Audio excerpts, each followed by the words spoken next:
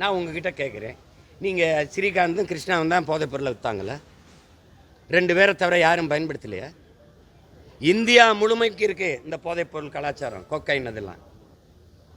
மும்பையில் நீங்கள் அதானியுடைய போர்ட்டில் 20 லட்சம் கோடிக்கு மேலே 20 லட்சம் கோடிக்கு மேலே இந்த போதைப் பொருள் வந்து நின்னதுங்கிறது நீங்கள் பார்த்தீங்க. 20,000 கோடிக்கு மேலே வந்ததுங்கிறது ஒரு இது. அந்த கப்பலை திருப்பி அனுப்புனியா, கப்பலில் இருக்க சரக்கு என்ன பண்ணான்னு நான் ஒருத்தன் தான் கேட்டேன்.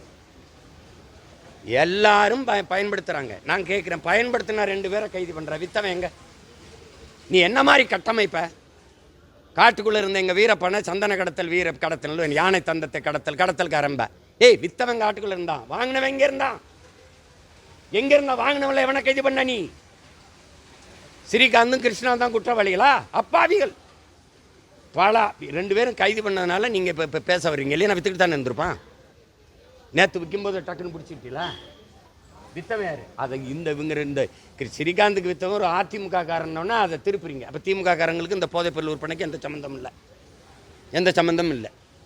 திரும்ப திரும்ப சொல்கிறேங்க, ரூஸை சொல்கிறான், குற்றவாளியை பிடிச்சி தூக்கில் போடுறதை நிறுத்துறா, அவன் குற்றம் செய்வதற்கான காரணத்தை கண்டுபிடிச்சி தூக்கில் போடுறாங்கிறான்.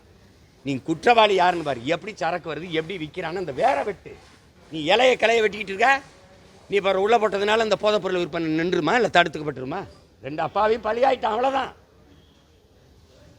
வேற அந்த 2 பேரை தவிர யாரும் பயன்படுத்தலையா? அந்த சுஜித்ராங்கிற பாடகி சொல்கிறாங்க, எத்தனை பேர் இடங்களில் எவ்வளவு இந்த கொக்கைன் விருந்து பரிமாறப்பட்டதுன்னு எல்லாம் பப்புன்னு வச்சுக்கிட்டு எல்லாம் இந்த புகைச்சிக்கிட்டு இருக்கிற கலாச்சாரம் உருவாக்குனது இவங்க தான். கணக்கு இல்லாத கஞ்சா கோயில் அடிவாரங்கள், கோயில் வளாகங்களில் விற்கிது, கல்லூரி முன்னாடி விற்கிது, பள்ளிக்கூடங்களில் கஞ்சா சாக்லேட் விற்கிது, கஞ்சா சாக்லேட் மிட்டாய். பிள்ளைகள்லாம் அறப்போதையிலே உட்காந்துருக்கு வகுப்பில். ஆசிரியர் பெருமக்கள் என்கிட்ட சொல்கிறாங்க, அவங்க பேச முடியாது, பேசினா உன்னை நீ வேலையை விட்டு நீக்குற. சாராயம் விற்கிற அரசு கொக்கைனை கைது பண்ணுதுன்னு எப்படி இருக்குது? எப்படி இவங்க எப்படி ஆட்சி முறை இருக்கும்போது நம்ம குடிக்க போகும்போது காரில் போகலாம், குடிச்சிட்டு வரக்கூடாது, கைது பண்ணிவிடும். எப்படி? அப்போ நீங்கள் இங்கே ஒரு அவசர ஊதி ஆம்புலன்ஸை நிறுத்து, ஏற்றி கொண்டு வீட்டில் இறக்குங்களா? ஏன்னா இது எப்படி ஒரு நாடு? குடிச்சிட்டு வண்டி ஓட்டக்கூடாது, ஆனால் குடிக்க போகும்போது வண்டி ஓட்டிகிட்டு போகலாம். ஒருத்தனும் கழியக்கூடாது, ஒருத்தனுக்கும் கோபம் வரக்கூடாது.